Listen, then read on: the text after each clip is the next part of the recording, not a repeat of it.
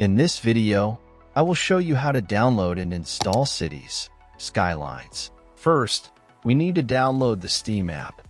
Open your Google Chrome and search for store.steampowered.com. Link in description. Click on the Install Steam button on this page.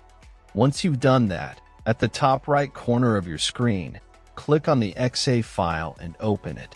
Complete the installation, and once finished, open your Steam app. In search bar, type Cities, Skylines, and drop down you will see the game.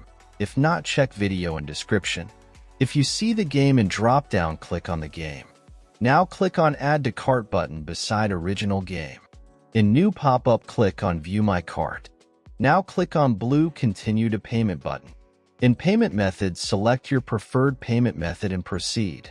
After you're done with payment, next steps I will show with game I already own. After completing the purchase, go to your library. You can use the search box to find game you just bought or navigate directly to the games category. Next step I will show on game I own.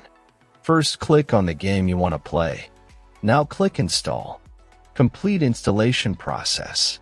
When installation completed, click to play, and that's all.